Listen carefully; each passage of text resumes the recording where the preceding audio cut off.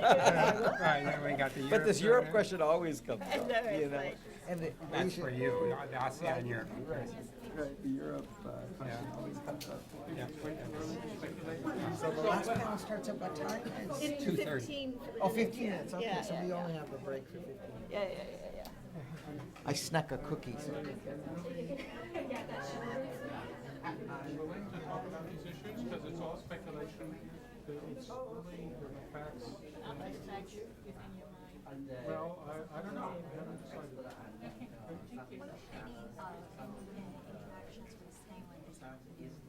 Going to speak on Wednesday.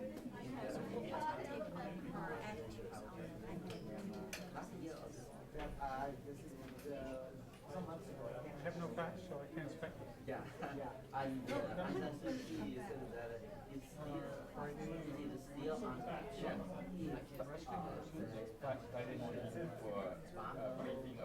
No, I mean, I was overseas and arrived at Dulles Airport. And this is my first day of So you don't want. Okay, I know it's a very sensitive moment. Yeah. Victor, you just mentioned that the recent tension between China and the U.S.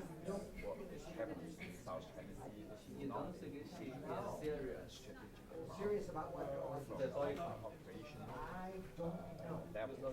But we know that the CNN reporter was on board.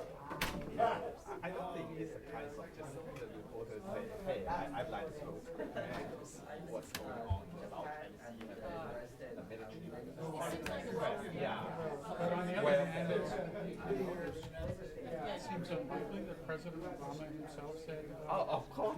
No, I mean, there are many ways these things could happen. None of this news authorized this.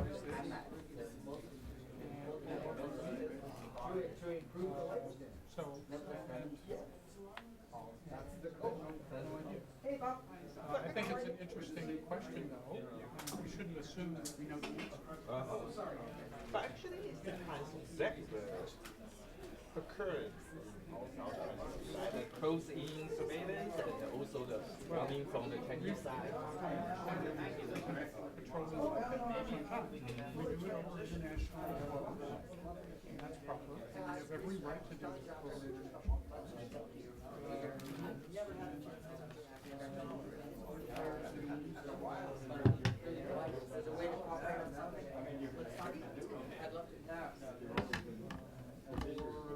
specific rules on how each side could conduct themselves. Maybe that's a good idea. China could clarify its claims and what implications are drawn from those claims. That would be good too. Do you believe that U.S. land or ships will finally go through nautical miles of man-made islands? I have no idea. I would note, however, that China, on a regular basis, penetrates the territorial waters of Japan surrounding the Senkaku Islands once every 10 days. So, is it hypocritical for China to say that we shouldn't be penetrating the 12-mile limit? Every 10 days. I understand that. I understand that. And we don't necessarily recognize that the landforms that we're talking about belong to China. Yeah, of course. But the issue is how different countries conduct themselves in these rather tense situations. And what we all should be doing is to ensure that we do so in a way with restraint and to reduce risk and to avoid people. Do you agree with Terry that U.S. China especially given all these tensions? Well, there are a lot of issues on which we have some degree of friction. There are a lot of issues on which we cooperate as well. And particularly in U.S. China relations, becomes very important, not just to set the direction of the relationship, but also to ensure proper implementation by all agencies concerned. So as I say, I wish Xi Jinping was coming this month. I mean, there's one aspect of the maritime issues, and that is it's very seasonal.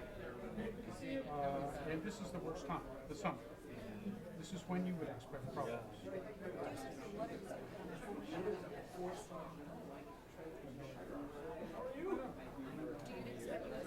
to work out the bilateral protocol that keep the strategic track of this meeting? I think that's more on This is a little. Let's go in the middle. now that the president's been super. I think the Hi. Yep. Yeah. I have no prophecies about Taiwan. I'm watching with great interest, but I don't want to. As I agree with Richard Bush, it's not constructive to talk about what she might say. So I will have to wait and see. I met with her in Taipei in December. I was extremely impressed, but we're, Yeah, you just repeat what you said. right. I have noticed that so far her upcoming visit hasn't received a great deal of coverage in the media. It's been fairly low key, and there's an awful lot going on in the international news cycle right now. But actually, I think that it may well be in her interest, given that this is a reassurance tour. If her visit does not get very much attention, that would mean that it is seen as unnewsworthy, non-controversial. And if her coming here is non-controversial, then she will have succeeded in reassurance. So it's good for her or for the U.S.? I think that it would be a positive sign both for her prospects, but also for U.S.-Taiwan mainland relations. If her visit doesn't receive a great deal of attention, that will mean that, at least on the U.S. side, people are fairly reassured that under her leadership, the DPP would not rock the boat. Yeah. And so, but we'll have to wait and see. I'll be watching with great interest, and I have no information about what she will say or do. So maybe under a more relaxed environment, it will be more flexible for her. More relaxed, more Yeah. under the radar. It gives her space. It will give all concerned space if this is not seen as controversial. Yeah. But that is not a prediction about what's going to happen. It's just one of the questions I'm asking Yeah. about her visit. Yeah. Thank you. Thank you. Yep. Good to see you. Good to see you. How are you? Great.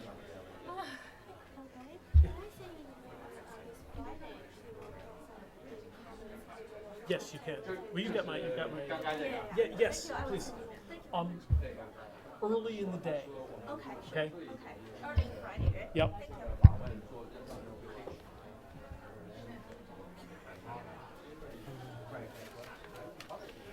you.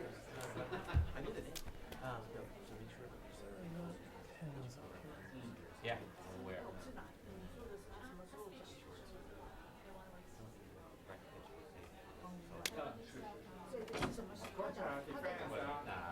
Or international space 对呀。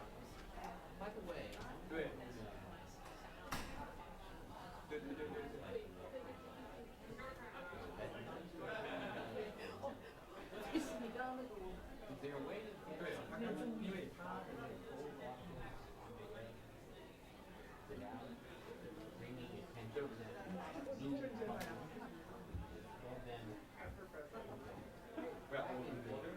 Would you like to say something about? No, I don't. I knew what you were asking. These people don't This is provide. very, okay, at this moment, very sensitive. No one would like to. Did she arrive in Washington yet? This afternoon. Yeah, and tomorrow she will meet with. If they're on our F drive, they're much easier than I don't know. And if they're not, I have everything that was on the website that's on a hard drive in my desktop. For Yeah. Harry's filing system is not configured. But I can do it.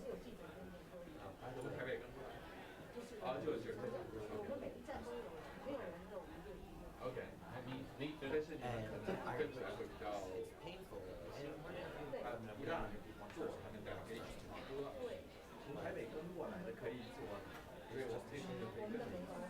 所以我那天还特好心。 I understand what's happening with this, and I don't want to tell her like to do some position like this.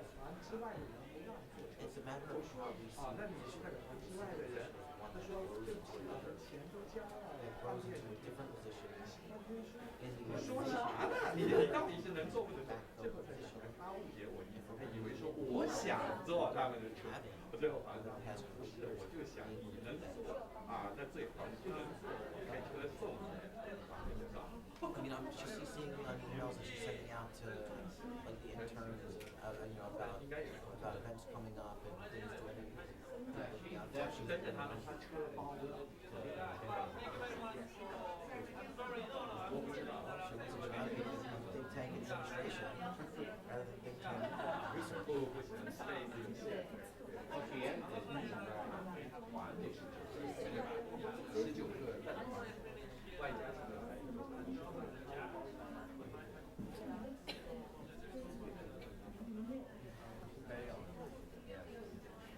还要2个人吗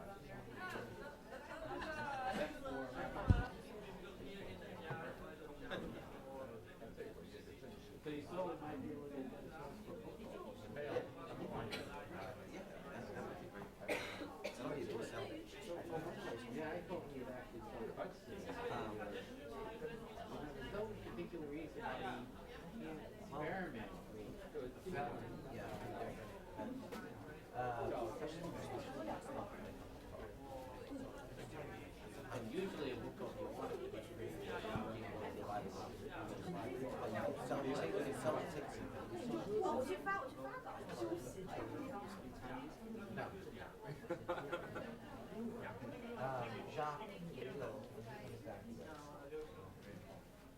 he was sitting there. Think tank administration. I do. I work for FDRI. But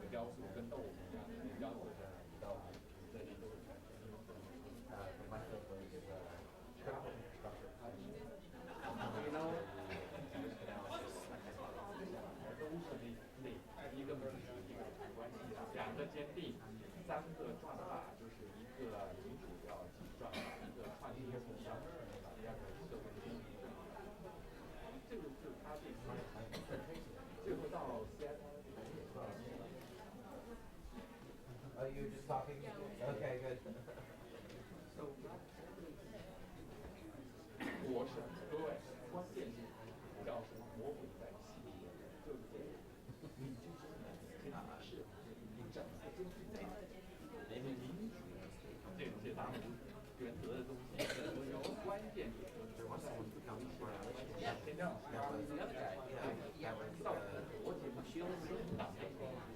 Yeah, I think they made a mistake. 北京不接受。 Well, that wasn't my mistake. Had enough of those.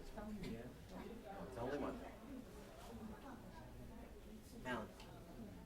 So, Maya and I went to this information session on sustainability, and so they're encouraging joint programming.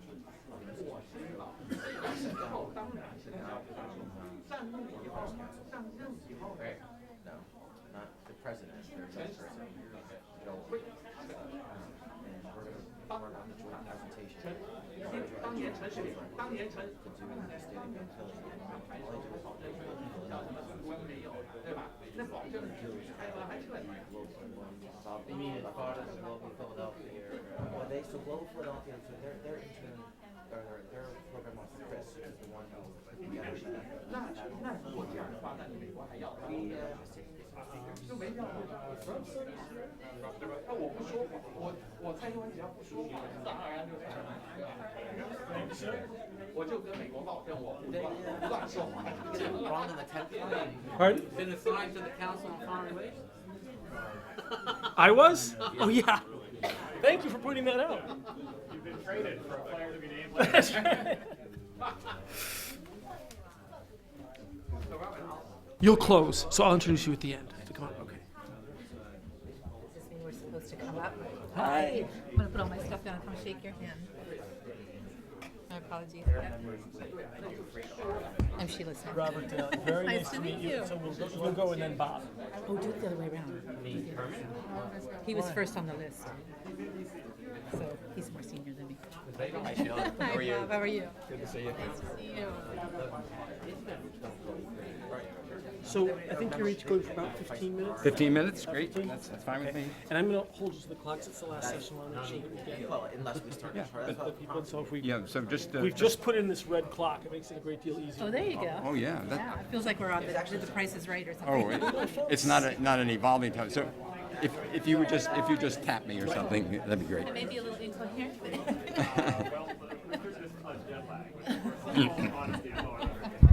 I don't have that excuse. Good afternoon, and welcome to the final panel of the conference on the American rebalance in an unbalanced region, the U.S. response to identities, orders, and allegiances in East Asia. My name is Robert Daly. I direct the Kissinger Institute on China and the United States here at the Wilson Center. I'm not a member here of the Council on Foreign Relations, although this was actually made by the people at the Kissinger Institute, so maybe this is a hint to moving out. We've been speaking today about complexity, which is a theme that Marvin Ott focused on in his question the last session, identity and dynamism in East Asia. And we are now turning to the question of American policy in the region, American interests and American strategies in East Asia, in the hopes that perhaps an American policy framework can help order regional diversity and dynamism and direct them to ends that are desirable not only for the United States, but to all of the nations in the region as well. Regarding American interests, we have a very recent explication of them from the Secretary of Defense, Ash Carter, in Singapore this past weekend, in which, in the opening of his remarks, he said that America wants three things. If he were Chinese, we would be calling these the three wants. China loves to order these things. They'd be the Sangha Xiang Yao, and this would direct American policy. We'd have endless conferences on the Sangha Xiang Yao.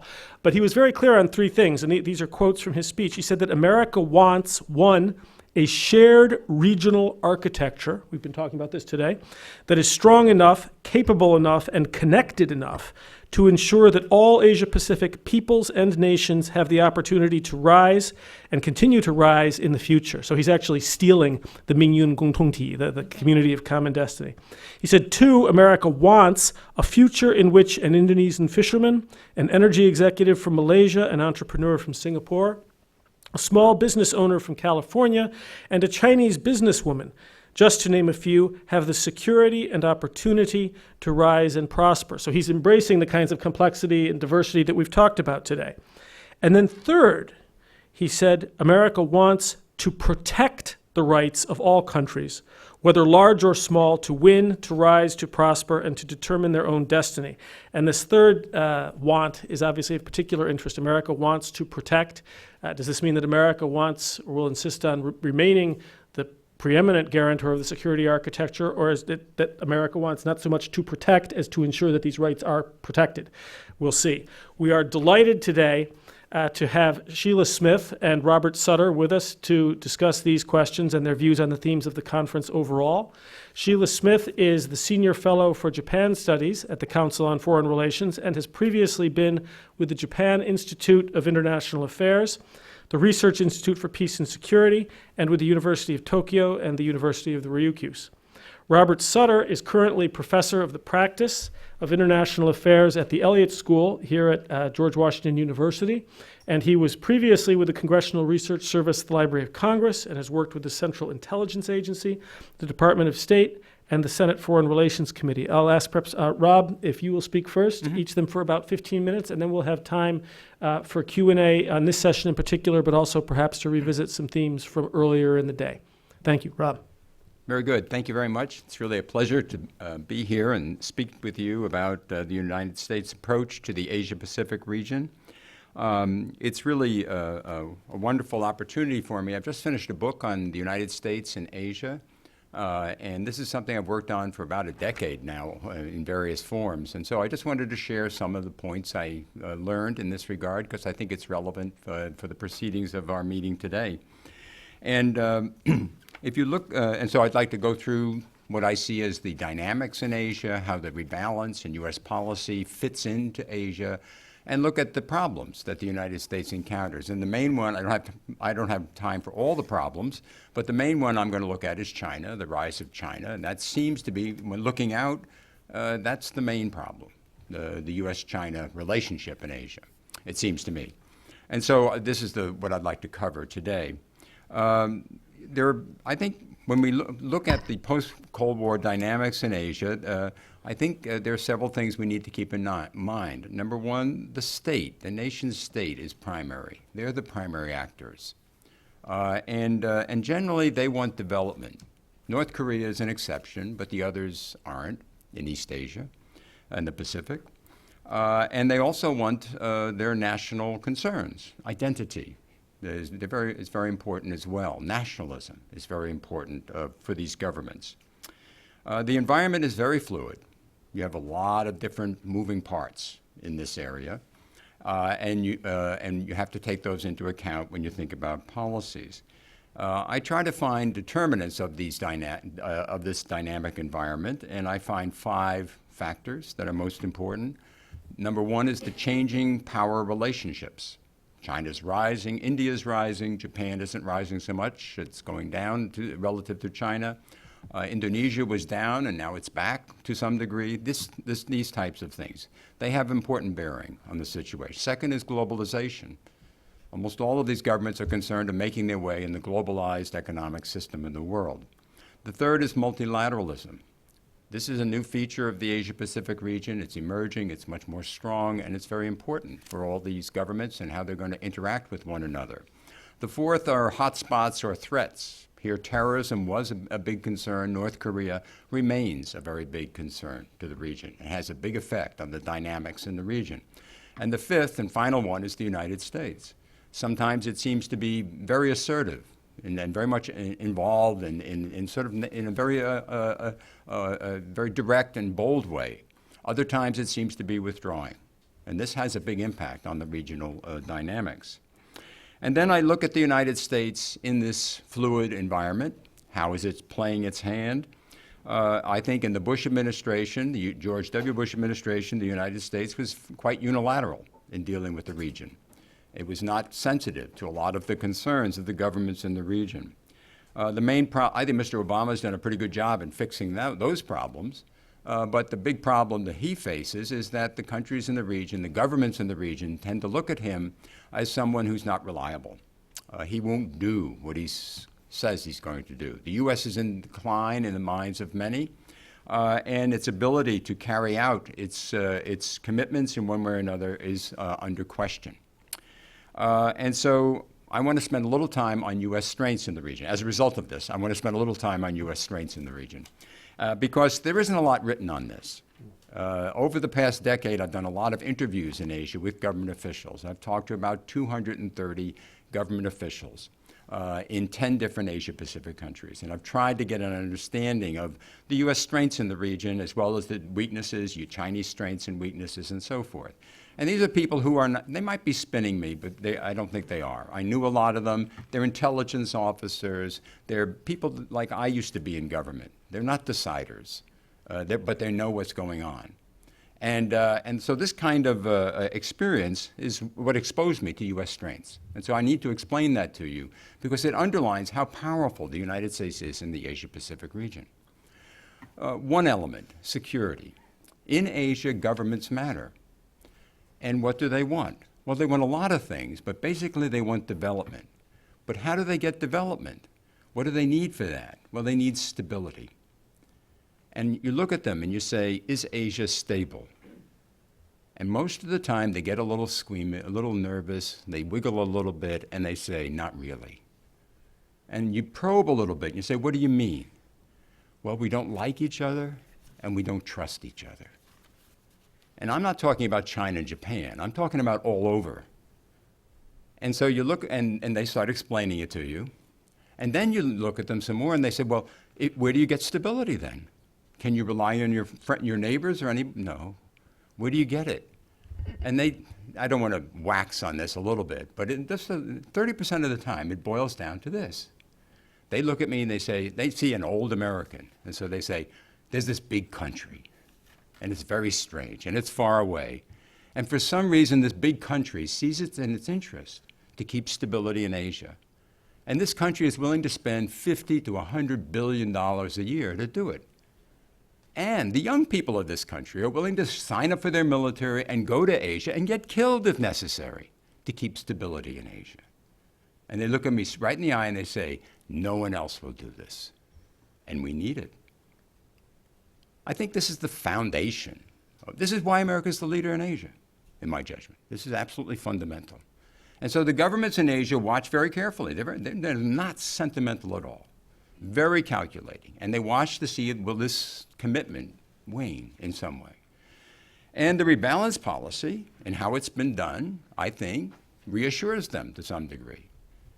It's being done. Mr. Obama is doing the rebalance. The rebalance does that from a security point of view. The second thing these governments want is economic development. They're export-oriented economy. Remember, development is fundamental to their legitimacy. They need this to stay in power. And they are export-oriented, and they recognize that there's an awful lot of trade within Asia, lots and lots of trade within Asia. But they also recognize that a lot of it has to be exported out of the region. I have a nice quote from the Singapore ambassador to China last year, and he said, of China-ASEAN trade, he said, we have this big active trade between China and ASEAN, among China and ASEAN. And in the end, it all boils down to manufactured goods. And of those manufactured goods, only 22% stay in China and ASEAN. The rest is exported, mainly to the United States, to Europe, and to Japan. So it's very dependent on this. And then you look at China's situation, and this trade is being carried out in China by half the trade of China. More than half the trade of China is done by foreign invested enterprises in China. So it's very interdependent, and the government officials understand this. This doesn't get much attention in the media, but the government officials understand this very well. And so at the end of the day, they may want to make sure that the United States will continue to buy. It will not be protectionist. And I think Mr. Obama is doing a good job here. The TPP says, not only will I not be protectionist, I'm going to be more liberal than we used to be. Under the TPP, they will be. So these two things are both very positive for the United States, it seems to me. The third thing that's going on is that the United States, particularly on the security and intelligence apparatus, actually, the U.S. military does a good job. And the governments of Asia like it because they can teach them things. They learn things. They get capabilities. And believe it or not, I used to be in intelligence, so I said, that isn't what I want you to believe or not. But believe it or not, the U.S. intelligence community does a good job too. And these people, these governments want that intelligence. And so the U.S. has this web of relationship that's everywhere in Asia except North Korea, and I guess it's coming into Myanmar. But everybody else has a close relationship with the U.S. military in one way or another. And this is just unmatched. It's this web of relation. And then finally, the U.S. has these non-governmental factors that make America, I think, unique, really unique. The first one has to do with just the role of Americans in foreign affairs is heavily non-governmental. This is very important to keep in mind. When you're looking at China expanding in Asia, everything is governmental. And you know why? Because they need that. They need that support to do this because China's reputation in Asia is very poor. And the government is able to ease the way through that. But in the case of the United States, we as a country have been working with the Asian countries for 200 years. This is education, missionaries, religious groups, business, media, and foundations. And they're all over Asia. And so this is very powerful, and it's reinforced by something I love to talk about, is immigration. America was racist for a century in immigration, and then it stopped. And that happened a long time ago, under Lyndon Johnson and the civil rights movement. And America opened up to Asian immigration, and we have millions of Asians in this country. I can go on about how hard it is to be an immigrant in this country, and it is. I know that. I've been working with immigrants for 25 years. It's hard, but it's probably harder elsewhere. But people succeed, and their kids succeed. And they become important elements here, and they become important elements in Asia. In my experience, America has become Asian in my lifetime. And so we're not going away. We are Asian in that sense. And we had these hybrids situations, and Obama is a good example of that type of hybrid situations, and with a lot of Asian experience in a senior leadership situation. So when I add all this up, I see the rebalance. It's really helping the region. I see the governments in the region interested in the rebalance. And at the end of the day, what does the Obama government want? It wants these things that Mr. Carter was talking about. But basically, it wants these countries to be vibrant, independent actors. And by interacting with the United States under the rebalance, they become stronger. Do they like the United States? Most of the times, no. But is it in their interest to do it? Yes. And is it in American interest that we have all these independent countries in the region, stronger nation states in Asia? Absolutely. That's very much in our interest. That secures access, that prevents anybody from dominating the region. On the other side, we have China. And China has a lot of things going for it in Asia. And this is the big problem for the United States. What to do about China is a very big deal. China's strengths and weaknesses are quite clear. They have a terrible legacy, 40 years of extremely disruptive and obnoxious behavior throughout the region under Mao and Deng Xiaoping. Deng Xiaoping was ruthless in pursuing his interest. Think about Deng Xiaoping and the Khmer Rouge. Deng Xiaoping gave more support to the Khmer Rouge than Mao did. Think about that for a while. And the countries in Asia do. And then the second point I would get at here, apart from the legacy, is that the Chinese, of course, have changed their approach since the Cold War, much more favorable. Economic and trade and investment is very important. Diplomatically attentive, very important. I mentioned how interdependent the economic development is. And the diplomatic attentiveness doesn't take care well of the differences that they have. And the differences are growing. China has no-go areas. Used to be the no-go areas, you don't complain about the communist system in China, you don't talk about Taiwan, you don't talk about Tibet, you don't talk about Xinjiang. Now we have new no-go zones. This is the maritime disputes. And these could grow, and presumably they will grow as China grows more powerful. This is not a good lesson to send to the countries in Asia, saying you're going to have to be restricted in these areas. And so this is an issue for China as well. And then the military security situation makes China very influential, but in a way that makes countries very concerned about their coercion. And so looking out at the status of the situation, I see a situation where China is probing a preoccupied United States that's not very strong and doesn't seem very strong, doesn't seem very assertive, is very methodical in how it goes about things, and has lots of other problems. It doesn't want a problem with China. That's very clear. And so the Chinese are probing, but they're not confronting. Why? Because they're not in a good position to confront. They have very many domestic problems. They're very interdependent economically with the United States. And ladies and gentlemen, when you look at the record, they are in a poor position in Asia. They don't have, and this is the core of Chinese foreign policy concerns, and they're not in a good position there. The Americans are in a much better position in Asia. So looking out, I'm pretty optimistic that the U.S. is in a good position, but we can't get the Chinese to stop the things that they're doing in the South China Sea and actually they have stopped in the East China Sea a little bit.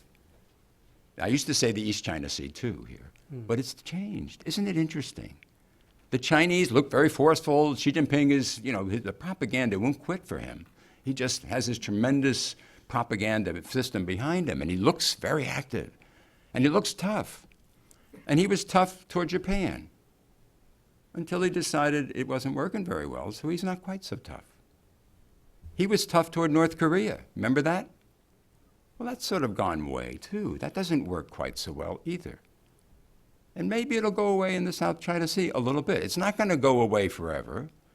They want the South China Sea. They want the Diaoyu Senkaku Islands. There's no question about that. But at the end of the day, they're pragmatic.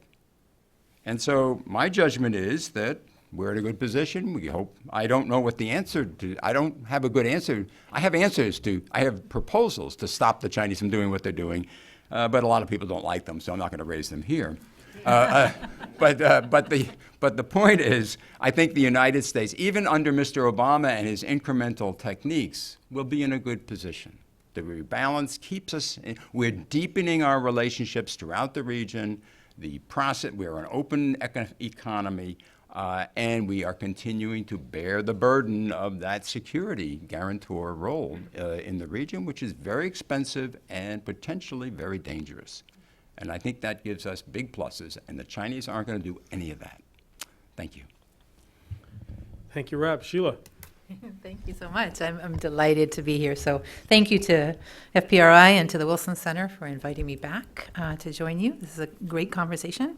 I missed this morning's presentation largely because I was meeting with a non-nation state actor, who the governor of Okinawa is currently visiting in D.C. So we had an interesting conversation about that. So I'm sure Mike gave you a very good synopsis of the tensions that are implicit there. I thought what I would do is start a little bit the same way that Professor Sutter started, which is to talking about my latest book, which is really about geostrategic change in Asia, but in one particular relationship. So it's not as comprehensive as an all-Asia perspective, but what I did in this new book called Intimate Rivals is really take a little bit of a look at how I could perceive that inside Japan, right, this geostrategic phenomenon we call China's rise, or a transforming China, was affecting both Japanese domestic politics, but also the way in which the Japanese people were perceiving their government's ability to deal with this particular moment in the Asia Pacific. I think often when we're in policymaking circles or even in international relations theorizing, we often talk about the state actor, and I know that this day is meant for us to get out of that box. So let me share with you a little bit my sense of how this geostrategic moment plays out inside one particular box that is Japan. There is increasing contention. There has been increasing contention even before you got to the island dispute that emerged first in 2010 and then in 2012. And for those of us who went back and forth to Japan a lot, you could feel it as early as the Koizumi era, right? The headlines at that time was clearly about war memory, about the controversial Yasukuni Shrine, right? That has not gone away in Japan. It continues to be a very important piece of the contention. But you could also sense a lot of new issues emerging for the Chinese and Japanese governments, the issues that they hadn't had to really deal with before, and in frameworks and in capacities that they weren't really ready, comfortable to use yet. So I have the book really looks at 4 case studies, some of which is very old, the Yasukuni issue and the defense issue, but some of which were really quite new in terms of how the governments themselves managed their own domestic interests as well as had a conversation with each other about problem solving. And one of those was, of course, UNCLOS and the maritime boundary in the East China Sea. And the other was the food security issue. Largely Japanese food production had shifted offshore to China, and it wasn't just importing vegetables and such, it was really importing processed food by Japanese companies, and the regulatory frameworks had yet to be developed for the 2 countries to deal with the tensions that were emerging. So these issues of contention are basically to point out that yes, you're seeing an awful lot of irritation between Japan and China, and that irritation has deeper roots than the island controversy that began about 5 years ago, that it began in the early 2000s, when you began to see both governments really struggling to find a way that they could solve problems together. And so what's happened over the last decade, and you don't have to assume a hostile China to get to this conclusion, but what you've seen is that the traditional frameworks for managing that relationship, for solving problems together, were no longer appropriate to the kinds of problems that they were trying to deal with. The second piece that I think is interesting, and it's important to understand then, it's not just a geopolitical, it's not just a policy challenge, it's actually a social challenge. And this won't feel comfortable for our Chinese guests, and I don't mean it to be singling you out, but every society around the region is trying to grapple with this new, vibrant Chinese economy and this new, more assertive China. Not only on the regional stage, but on the global stage. So you're finding in many ways that even one of the more powerful countries in the Asia Pacific, which is Japan, is grappling with the way in which it's going to contend with this new geostrategic reality in the region. The impacts in Japan, therefore, affect a broad array of interests, and the advocacies that I found in Japan on some of these interests were not the kind of advocacies you might imagine. So sure, on the Yasukuni Shrine issue, you can probably imagine all of those who may be involved, the Veterans Association, the LDP, et cetera, et cetera. It's a pretty well-known story at this point. But in other areas, there were a lot of people, Japanese consumer advocacy groups were deeply engaged in the food safety issue. Some of Japan's most deeply invested companies in the Chinese economy were also affected. So you have an array of advocacy groups organizing around this question of how to deal with this new emerging China that don't fit neatly into right and left ideological patterns. They don't fit neatly into an anti-China right, conservative, nationalist Japan, or a liberal, progressive, pro-China. The other thing that was interesting over time is you could see that the balance of advocacy itself over how Japan ought to organize itself vis-a-vis this new emerging China was also shifting. So for a long time, Japanese business was deeply engaged in both China, obviously, in economically, but also in the domestic conversation in Japan about what kind of relationship Japan and China ought to have. They were advocates for a close relationship with Beijing, and they often tempered some of the more ideologically driven advocates inside Japan. What was happening over time, as you were beginning to see that business itself was stepping back from that role, that inside the Japanese debate, internal debate over this rising China, that the business community was losing out. They were not ending their investments in China, but in the political space at home, they had less and less room to maneuver. Individuals, Kobayashi Yotaro of Fuji Xerox, for example, no longer spoke up because he had encounters with the Japanese right? So the political balancing act inside Japanese politics was also changing on how to manage this important relationship for Japan.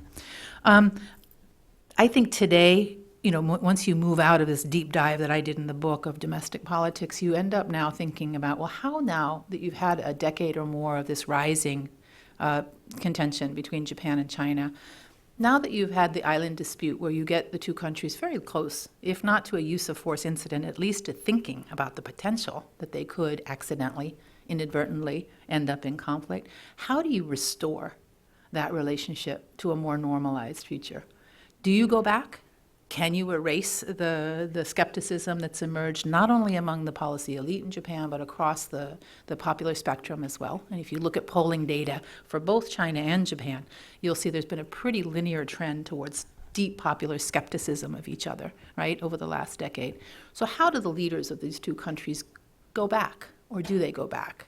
How do they reconcile and address these new problems in ways that are believed to be supportive of the interests in each of their countries in ways that in the past were really brought into question? So diplomacy itself, I think, in Japan, and I know China's domestic politics somewhat lesser, but in Japan at least, diplomacy has become much more a focal point of popular skepticism than it was in the past. Now, a lot of the writing about the Japan-China relationship, a lot of the writing particularly about war memory and history focuses on Mr. Abe. And I just invite you, when you read the book, to look, it goes back further than Mr. Abe. So this is not a phenomenon that came in December 2012. This is a deeper phenomenon inside Japanese society, and it will prove, I think, for political leaders as well as for bureaucrats and diplomats, increasingly difficult to manage. So there's new thresholds, I think, being put forward for governments today that weren't really there in the past, and you've got this accrued challenge, I think, for both countries. The second piece of the puzzle, and it moves away from my book somewhat, is this question of nationalism and how we understand it. There is no, at least in the book, when I was looking very specifically, narrowly, there's no broad-based anti-Japanese, anti-China nationalism in Japan, although there's some very vocal advocates of that position. And one of the things that I found interesting is people like Ishihara Shintaro, right? Or Tamogami, who's a nice right-wing conservative figure. They get a lot of attention at moments when the diplomatic relationship between Beijing and Tokyo was either stalled or frozen, right? Diplomacy was frozen. So the space that those kinds of lone voices occupy was enlarged, but it was largely issue-based. Right? It's largely islands, largely the shrine. But beyond the Japan-China specifics, we now have in the Japan-ROK relationship also a set of action-reaction phenomenon that's fed largely by governments, but also sustained by civil society activism as well. So you've got this reemergence of war memory as an issue of contention across Northeast Asia. It's reactive. It's feeding each other's activism in both sides. And you have, I think, a new generation, although I'll be interested to hear your thoughts during the discussion, of Japanese, Chinese, and Koreans who are now much more willing or interested in finding their national identities. Bob talked about state-led nationalism, and I'm talking a little bit here about non-state activism, but finding those identities vis-a-vis each other.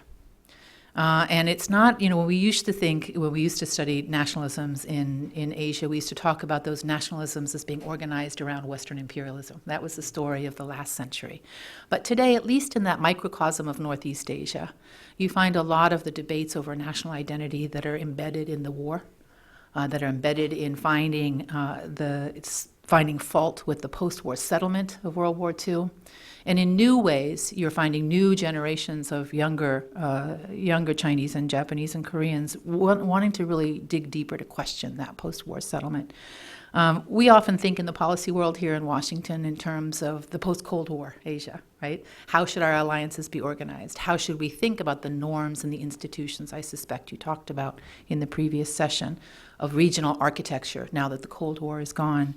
But I think we ought to understand that the post-Cold War strategic environment or economic environment, these structures, are also coexisting with the broader phenomenon, I think, of this war memory of the past, and this idea that somehow the post-war settlement, not the post-Cold War settlement, but the post-World War II settlement, has biased the post-war order particularly against China, but also, and to some degree, I hear this from South Koreans as well.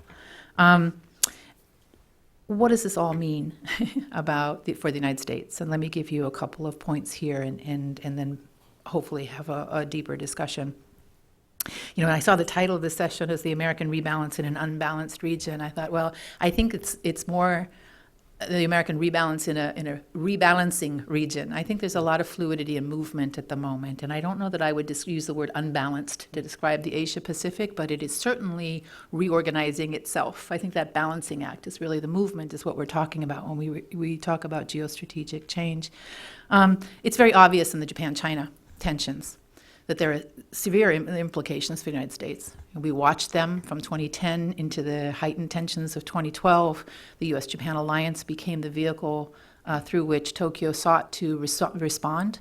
The United States government found itself in a position of both wanting to enhance the comfort of its ally, in other words, strengthening deterrence, but it also wanted to reach out to Beijing to have a conversation with Beijing about risk reduction, about how to think about these interactions in ways that would, if not prevent, at least mitigate the consequences of the political tensions. So the alliance became a vehicle for thinking not only about deterrence, but also about conflict reduction, if possible, or risk reduction, at least in the narrowest sense. But the United States has also, and you saw it in Ash Carter's speech, you see it in the leading comments by the president, by the Secretary of State, right? There is this search underway for thinking about norms and practices in the Asia Pacific. The most obvious area, of course, is maritime, right, behavior. But I think it goes beyond that. You can hear it in TPP. And I think what the United States is challenged by, and trying to challenge both, is how do you build norms that are both exclusive, but also represent in some ways U.S. interests and back up in some ways the interests of our allies in the region. It's a very tricky moment, I think, conceptually for U.S. policymakers, because it's going to have to be fluid. It's going to have to be an aggregation of experience, which means that when we have an interaction with Beijing, we learn from it, we make it better, and we find some accommodation. I think if you look back at the APEC meeting when the president met with President Xi, there was some successes. There was some accomplishments, at least in terms of the military-to-military interaction on the surface. There's more successes, I think, ahead of us in the very narrow realm of the military behavior. But then we have the island disputes that Bob talked about. So how do we think about this 3 steps forward and 6 steps backwards process of trying to factor in Chinese interests, Japanese interests, regional interests, and of course U.S. interests? We can't think of it external to the American interests as well, because we have deep interest in what emerges as the regional architecture and the norms that govern relations in the Asia Pacific. Second, I think for U.S. policy, the history debates, the reemergence of war memory is a challenge for our policymakers, I think, to be very frank about it. There is no easy answer here. I think for most of the post-war period, we have looked at tensions over historical memory, be it Yasukuni, be it other issues, as issues between other powers, not issues that involve the United States. But if you agree that we are looking really at a broader scale opening up of the question of the post-war settlement in Asia, then we are looking at the San Francisco Peace Treaty, in addition to the bilateral peace treaties between Japan and South Korea and between Japan and China. So it's no longer just about the lack of reconciliation between Japan and its neighbors. It's really about the structures and the processes and the underlying values of that post-war settlement. The U.S. role is often, especially inside the Beltway, some people are calling for the United States to be a mediator in these history disputes or disputes over war memory. I don't think it is going to be possible for the United States to mediate differences across generations and across national boundaries on how to remember the 20th century. I think that's too big of a task for our policymakers. It may be too big of a task for our intellectuals as well. It's a very large task, right? But I don't think that's our responsibility, to be quite honest, and I'm sure I'll get some criticism. I think the larger piece here is really the facilitation role. And here I don't think it's a government role so much as I think it's a non-government role. And that's where I think that historians across the region, including the United States, have a very significant role to play here in developing a common conversation about the 20th century, about the poles of contention on what happened, the facts, but also on the way we understand the interactions and how they affect identities today. Let me try and skip through the last 2 points very quickly, but I do think it used to be that U.S. policymakers would think of either being pro-China or not pro-China, that's the wrong language. If we get China right, and I think maybe Bob was alluding to this, if we get China right, then all of the rest of our Asia policy will fall in line, right? There's another school of thought that thinks if we get our alliances right, then all of Asia, our Asia policy writ large, will make more sense. The reality is today we got to get them both right. It's not an either-or proposition for our policymakers, foreign policy or strategic thinkers. It has to be both. And that's, again, going to be a very, very challenging act if the tensions, for example, between Japan and China continue. If there is more along the lines of evidence that China may, in fact, be really challenging the post-war order in the Asia-Pacific. But we are going to have to do both. And therefore, it's going to be increasingly complex in our policymaking as well. The rebalance, for me, is, and I know there's a lot of talk about rebalances and pivots, and I want to move beyond the semantics. I think the ultimate ambition of the Obama administration was to rebalance our priorities away from a contentious Middle East and towards the region where America's long-term interests will be most deeply engaged. And I actually believe that the future of our national economic prosperity, as well as the future of our national security, lies in getting Asia right. So I support the idea that we ought to spend more money, if necessary, but certainly more human resources. The audience here is one of those sets of human resources, but we need to think a lot more carefully about some of these more complex issues. And so I want to congratulate the organizers for getting us a little bit out of the Beltway box and getting us to think more about the currents of change in Asia at the moment, because those currents of change are not maybe going to determine American interests, but they are certainly going to shape the way we pursue them going forward. So let me stop there.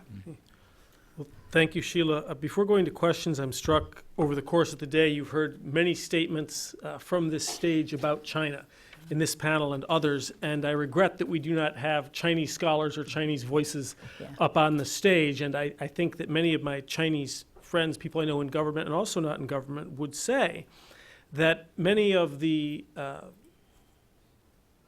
skeptical, if not accusatory statements that we've heard are based on misunderstandings of China, which seeks only peaceful development for itself and for others, which has not threatened the operation of the sea lines of communication in East Asia, which does not invade other countries, whose economic development has benefited the United States as well as all of its other neighbors. And my Chinese friends would say further that not only are there misunderstandings that lead to some of the kinds of talk that we've heard today, and I don't mean to cast any aspersions one way or the other, simply to sort of by proxy bring another view up, that we hear these views because the United States and its allies have such strong control over discursive power, such that China is portrayed as the bad guy and is not able or allowed to tell its own story.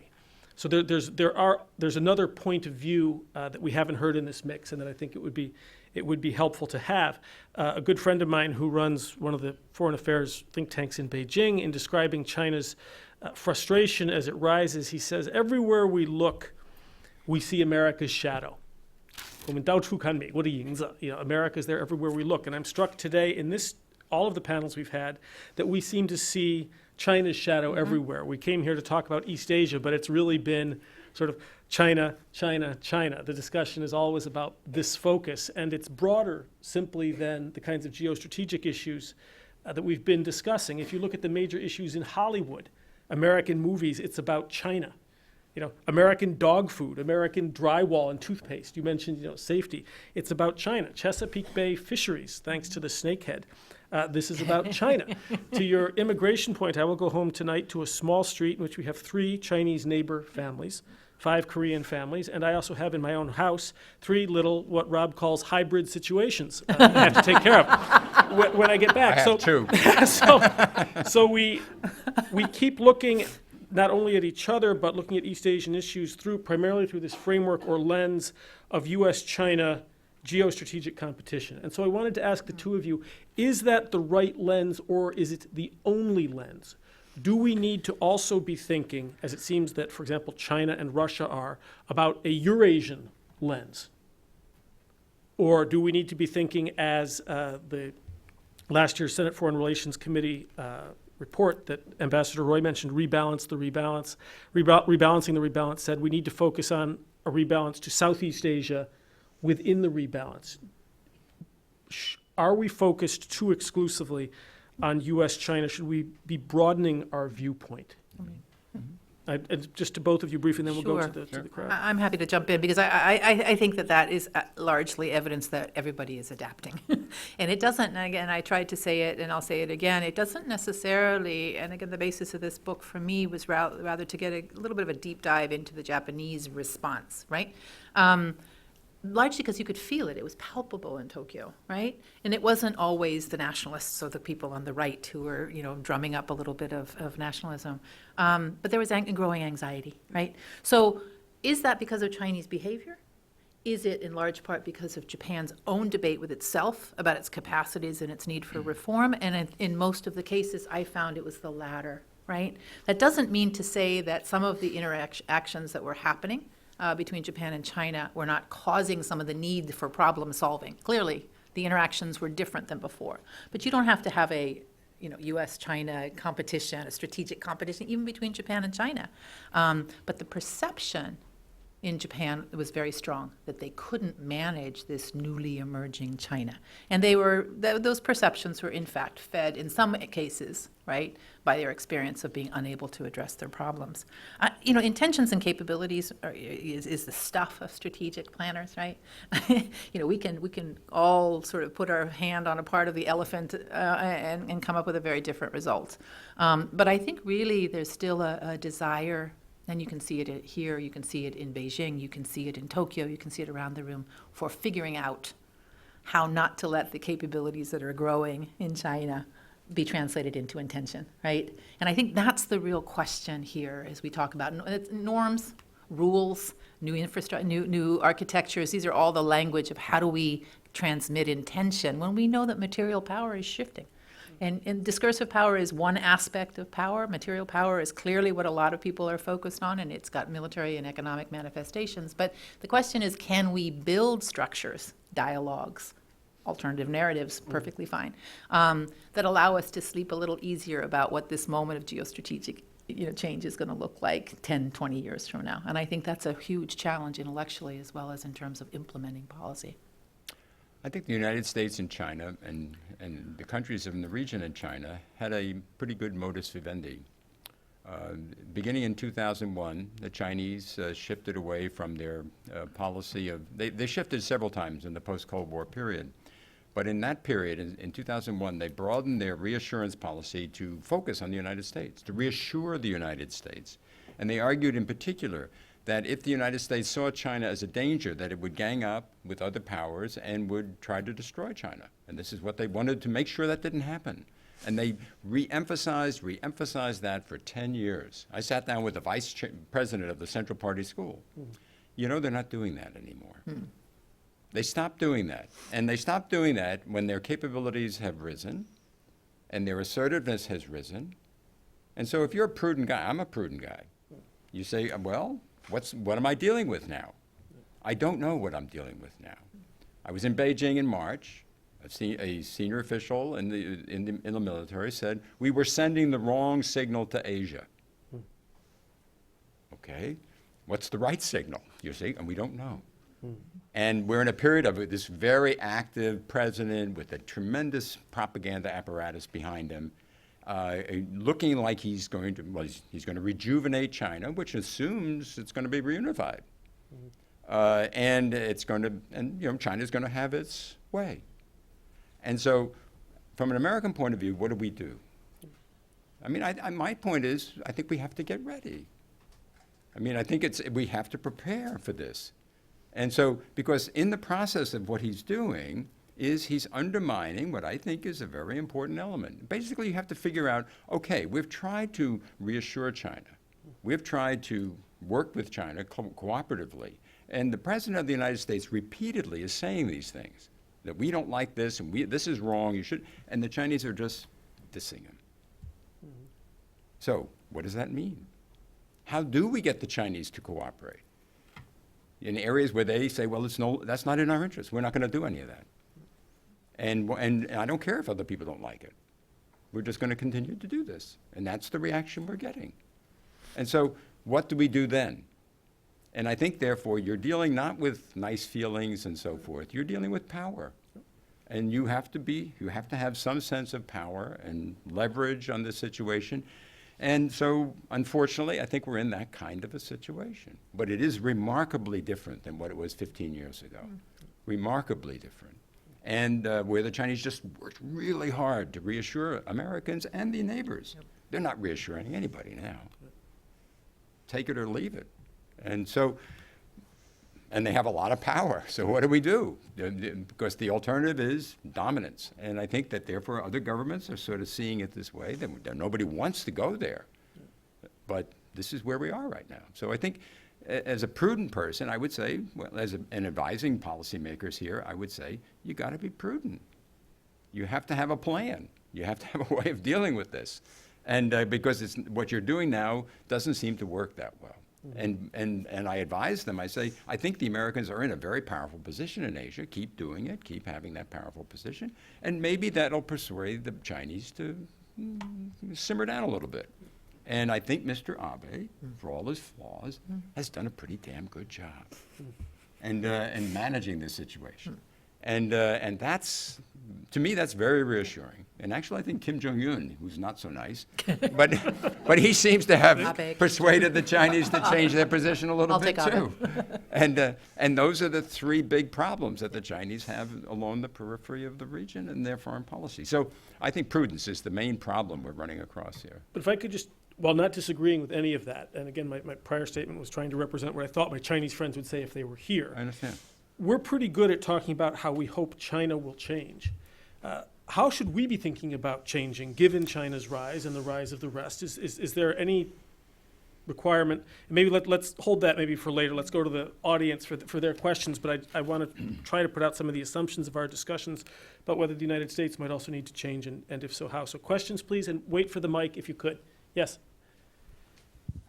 Yeah, I'm very glad Ms. Siller talked about the post-war settlement. I think the issue at the moment actually is the post-war settlement. The San Francisco Peace Treaty Conference. During that time, China was excluded. So actually, the post-war settlement was without Chinese participation. I think that's the major issue which will cause a lot of problems now. Would you like me to comment on that? Yeah. And I think clearly we're talking about whether we're talking about territories or islands or war memory across the board. You're clearly looking at two countries, right? That we're not in the mix, and their reactions to that. My question, and it's not to step aside from your comment or question, but my question is, China and Japan negotiated a post-war peace treaty in 1970s, right? South Korea and Japan negotiated a post-war peace treaty, again, separate from the San Francisco peace treaty system. So I can kind of understand it when it comes to islands, right? Whether it's Dokdo, Takeshima, or it's Senkaku Diaoyu, you can go back and say they weren't negotiated properly, or the United States had the wrong map, or they had the wrong interests at stake. So I get that part. What I don't get is the post-war settlement bilaterally between China, Japan, or South Korea, Japan. And yes, those treaties were negotiated in the context, a particular context of the Cold War. They were actually influenced, obviously, by the United States. But I wonder a little bit about where this upending of the post-war settlement is going to lead. And I understand the normative basis for it, which is, I suspect, what Robert was trying to talk about when he talked about the discursive side of the story, right? But it does also relate a little bit to Bob's point about power, right?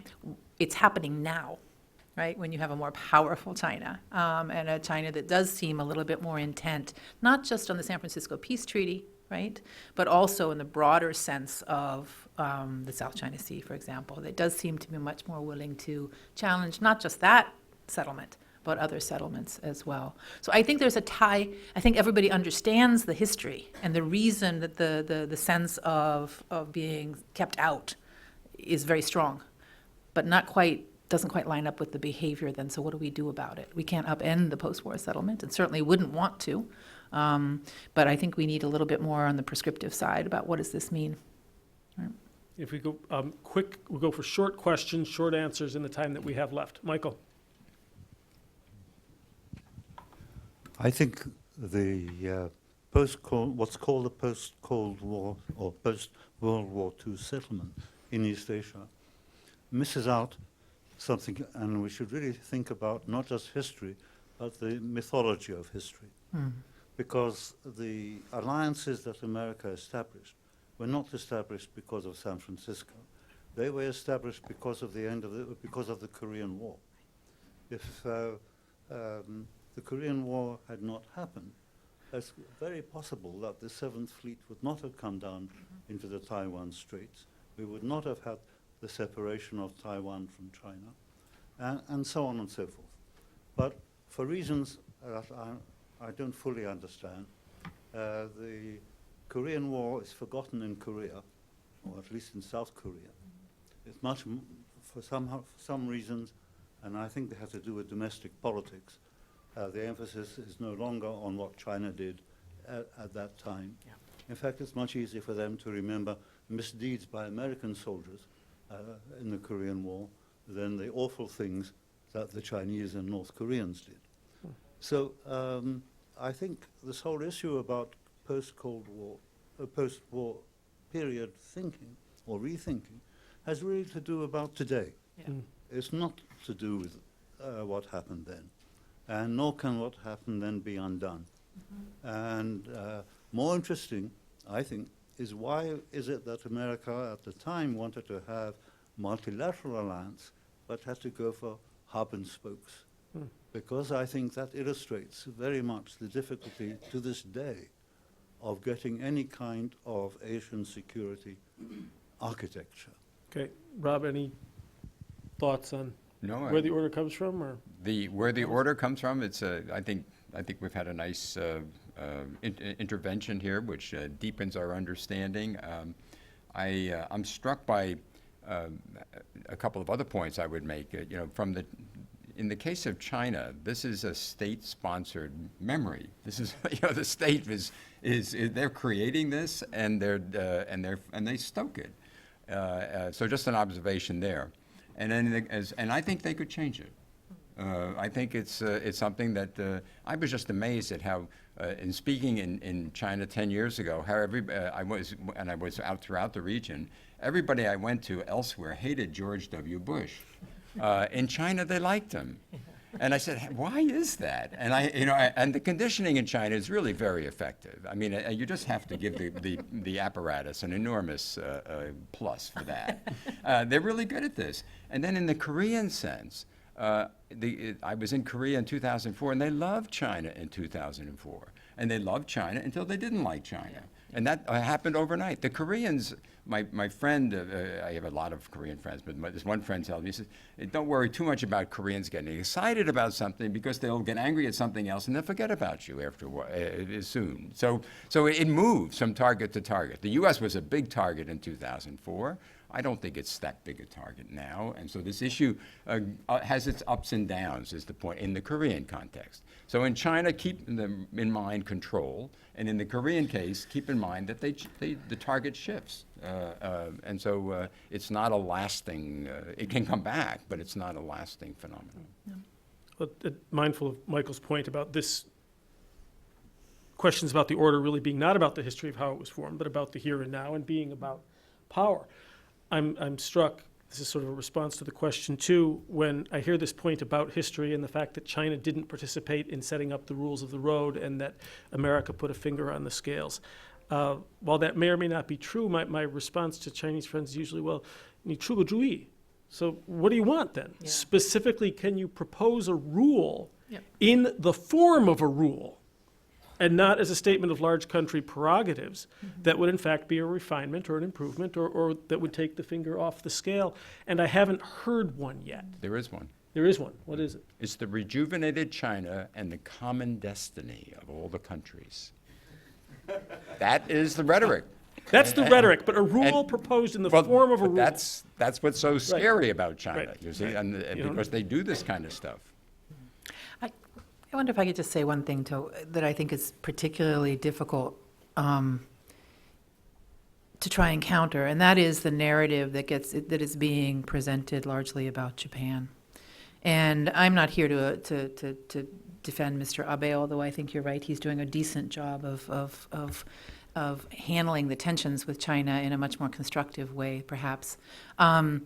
But I think there's a kind of tendency here to sort of, if there's a problem with the post-war settlement, then you end up in Japan. Michael, I don't know if your comment was about multilateralism versus the hub and spokes was to direct us back to thinking about Japan. I'm not sure, but there is a question here. When you look at the way in which some of the very contemporary responses are, so whether it's UNICEF and facilities that get acknowledged or not, whether it's specific issues of war legacy and acknowledgement by Japan of responsibility, there is a fairly consistent narrative that seeks to demonize Japan.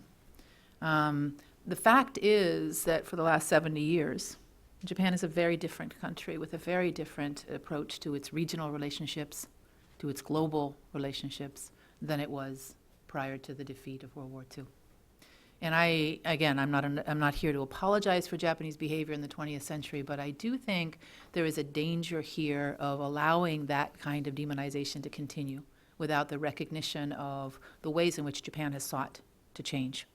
And it's not only internally the way Japan has reorganized its politics, its economy, its society, but it's also in the way it's attempted, right, to pursue reconciliation in Northeast Asia, especially, but Asia more broadly.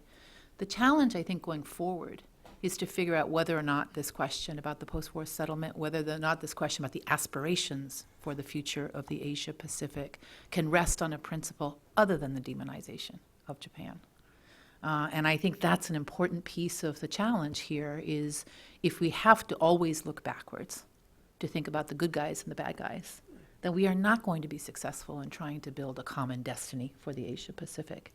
And I know it's a position I'm sure there's a lot of opinion about in this audience, but I think it's important to recognize in moments when it's very easy to slip into rhetoric about the past, it's not terribly constructive to resolving those problems of war memory and legacy in particular between Japanese and South Koreans or Japanese and Chinese peoples.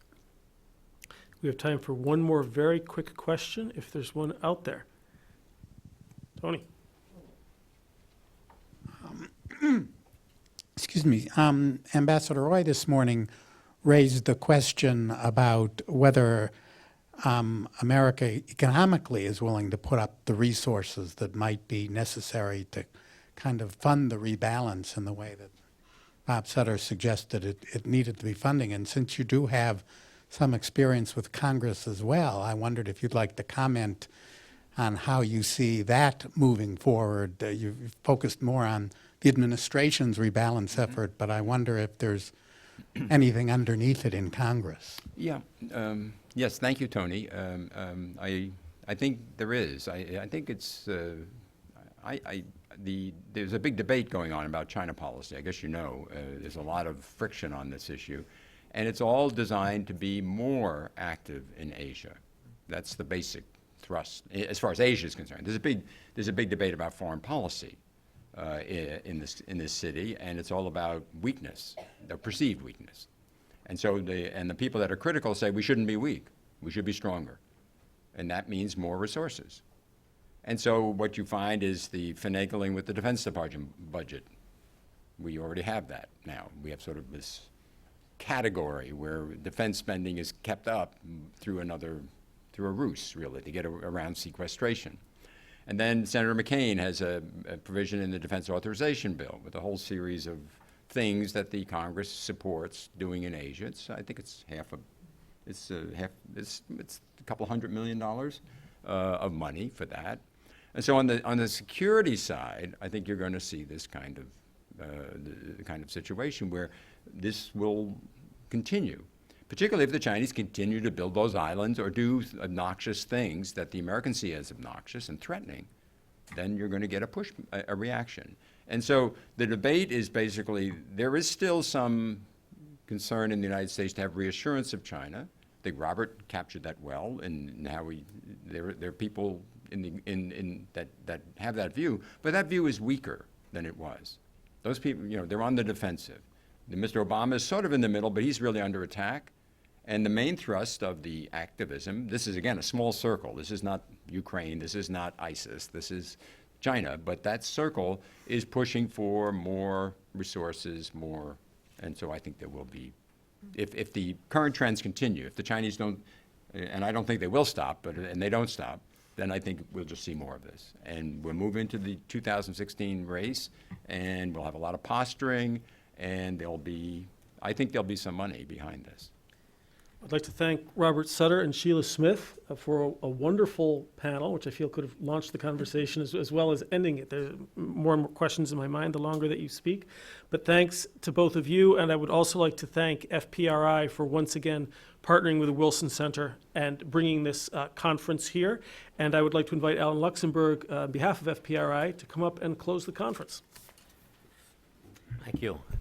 Well, if the borders that we've been talking about all day appear blurry to you, let me assure you that there's nothing wrong with your vision or with your screen.